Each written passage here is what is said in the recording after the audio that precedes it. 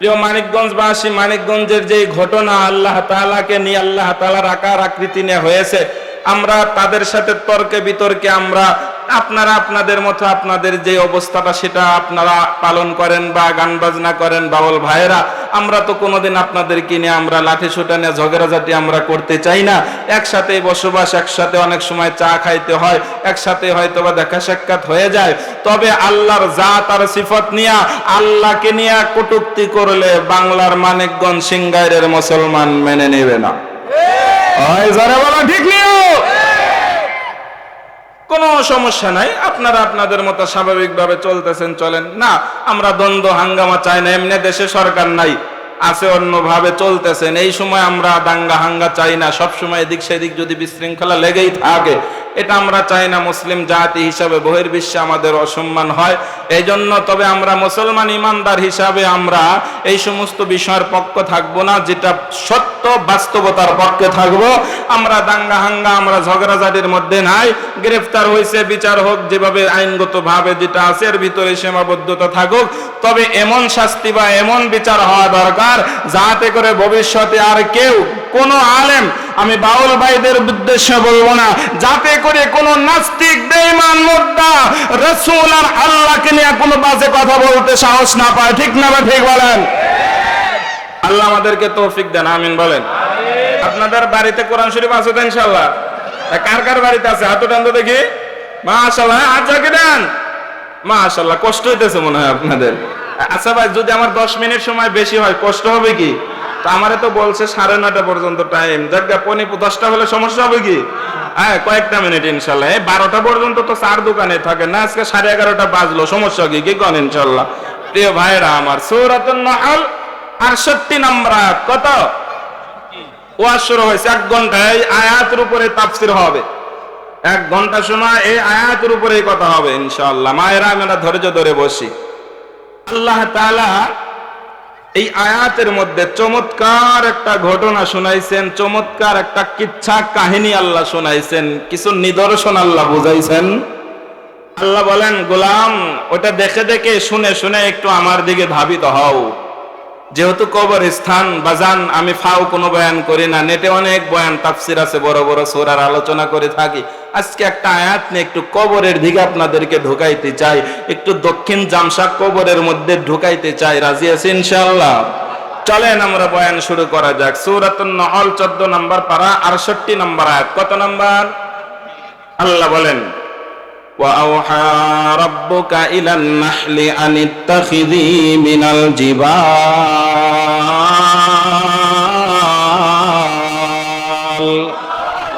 হয় নাই? বলো আল্লাহু আকবার। আল্লাহ তাআলা পয়গম্বরকে ডাক দিয়া বলেন, ও পয়গম্বর, তোমার রব, ওয়াওহা ফেলের ফাইল হলো রব, রব্বুকা ফাইল, এই জন্য ফাইলের ইরাব হলো পেশ জিম্মা। وَأَوْحَى رَبُّكَ إِلَى النَّحْلِ أَنِ اتَّخِذِي مِنَ الْجِبَالِ ও পয়গম্বর, তোমার রব মৌমাছির উপরে ওহী নাজিল করতেছে, সাবধান, পাহাড়ের মধ্যে বাসা বানাইবা, গাছের মধ্যে বাসা বানাইবা। ওয়া মিম্মা ইয়ারিশুন, মানুষ যেখানে ঘর বানায় বসবাসের জন্য, সেই উঁচু স্থানে তোমরা ঘর বানাইবা, বাসা বানাইবা।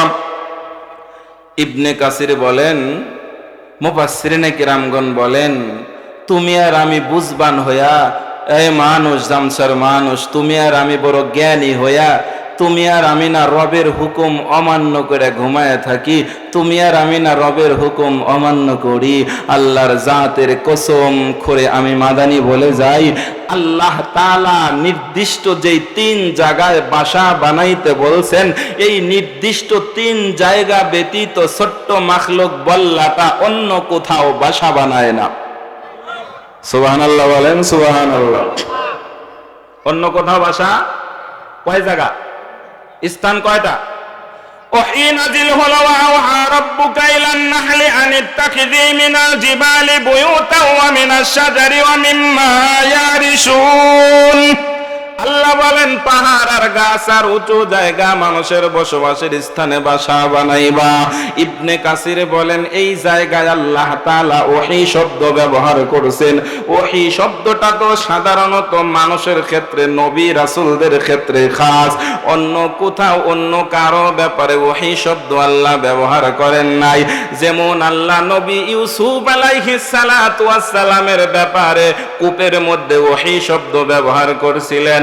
10 ভাই মিলে কেনানের অন্ধকূপের মধ্যে যখন নিয়ে যায়, আল্লাহ তাআলা চমৎকার ভাবে বলেন 10 ভাই মিলে হাত পা বাইদা যখন কূপের মধ্যে ফালায়া দেয়, আমি আল্লাহ তাআলা ওহী নাজিল করলাম। আল্লাহ বলেন ফালাম্মা যাহাবু বিহি ওয়া আজমাউ আন ইয়াজআলাহু ফি গয়াবাতিল জুব وأوحينا إليه لتنبئنهم بأمرهم هذا وهم لا يشعرون।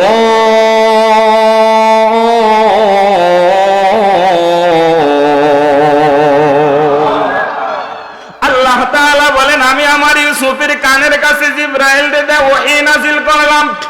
জিবরাইল নবী ইউসুফের কাছে যায়, কয়টা হলো সূরা ইউসুফের তাফসীর। আমার আলোচনা আজকে এটা না, আবার যদি কোনোদিন আসি ওই সূরার ওয়াজ করব।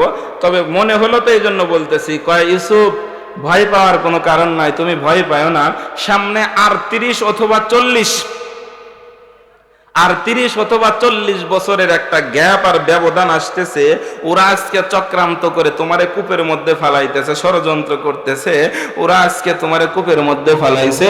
তবে আর 30 বা 40 বছরের ব্যবধানে এমন একটা দিন আসবে, তুমি থাকবা উঁচু জায়গায়, ওরা থাকবে নিচু জায়গায়, তুমি ওদেরকে চিনবা। ওহুম লা ইয়াশউরুন, এই ইয়াশউরুনের ফাইল হলো ভাইয়েরা, তুমি ওদেরকে চিনবা কিন্তু ওরা তোমাকে চিনবে না। আরে আল্লাহর বান্দারা, আল্লাহ এটাই বোঝায় 16, 17, 18 বছর আগে ট্রাইব্যুনাল বানাইলে নিজে আবার এই জায়গা বিচার হন লাগে। আরে আল্লাহর বান্দারা, ওই শব্দ আল্লাহ তাআলা মৌমাছির ক্ষেত্রে কেন নাজিল করলেন, কেন ব্যবহার করলেন? আর 1 নাম্বার জবাব ইবনে কাসির বলেন আল্লাহ তাআলা ওহী শব্দটা সম্মানজনক ভাবে ব্যবহার করে বোঝায় মৌমাছির জীবন ব্যবস্থা মানুষের চেয়ে কোনো অংশেই কম নয়। আরে আল্লাহর বান্দার, আজকে মৌমাছির জীবন ব্যবস্থাটাই আমি তোমাদের মাঝে শোনাইতে চাই। এ আল্লাহর গোলামেরা, যারা এখনো এদিক সেদিক আছো, জীবনে বহু বড় বড় আলেম হুজুরের বয়ান শুনছো, আজকে মুফতি সালমান ভাইয়ের দোস্ত আমি মাদানী সাহেবের বয়ান একটু শুনে যাও। আরে আল্লাহর বান্দারা, দিলের কানটা লাগায়া দাও। আল্লাহ তাআলা ডাক দিয়া বলেন মৌমাছির উপর ওহী, ও মৌমাছি, গাছের মধ্যে আর পাহাড়ের মধ্যে বাসা বানাইবা। একটা মৌমাছির চাককে আল্লাহ তাআলা একটা নারী বল্লার নেতৃত্বে পরিচালিত করেন। ও আমার জামশার আম্মা জানেরা, তোমরাই তো সেই ব্রেন ওলামা, বয়ানটা ভালো করে শোনো, তোমাদের কত দাম। মা সব জায়গায় তোমরা 1 নম্বরে। নারী বল্লার নেতৃত্বে আল্লাহ তাআলা মধুর চাকটাকে পরিচালনা করেন। একটা রানী বল্লার কত পাওয়ার, আর জানো কত পাওয়ার? ইবনে কাসির বলে একটা রানী বল্লা, আঙ্গুল যখন ইশারা দেব সুবহানাল্লাহ জোরে বলবেন, রেডি রেডি রেডি। না না, আমি ওয়াজটা করি এরপরে বলবেন সুবহানাল্লাহ। মজার কথা শোনেন, একটা রানী বল্লা 2 থেকে 15 দিন, 2 সপ্তাহের মধ্যে প্রায় 6 থেকে 12,000 ডিম দেয়, বাচ্চা দেয়। সূরাতুন নহলের 68 নম্বর আয়াতের তাফসীর থেকে বলছি, কত বাচ্চা রে? 6 থেকে 12,000। 6 থেকে 12টা পয়পুলা বান্না, 6 থেকে 12,000 বাচ্চা দেয়, ডিম দেয়। আমার মালিক রে চেনো নাই রে জামশার মানুষেরা।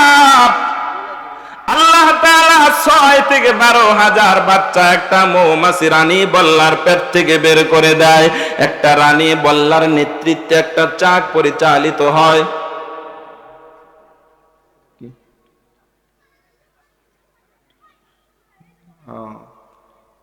আচ্ছা ঠিক আছে ইনশাআল্লাহ। প্রিয় ভাইয়ের, আসলে আলোচনার মাঝখানে একটু এলোমেলোই হয়ে যায়, কথাটা তো বলে কোরআন হাদিসের কথা তো যা হোক, এরপরে আপনারা একটু চাপ চুপ দিয়ে বসেন যারা বাইরে আছেন। আমাদের প্রধান অতিথি ভাই না, প্রধান অতিথি জনাব ডাক্তার মোহাম্মদ ফজলুর রহমান ভাই, আলহামদুলিল্লাহ ভাইজান আসছে তো ব্যস্ত মানুষ চলে যাবে, তাই একটু আপনাদের সামনে সালাম দিয়ে চলে যাবে। আলোচনা মনে রাখেন ইনশাল্লাহ। জি ভাইজান চালু করে দিয়ে দেন।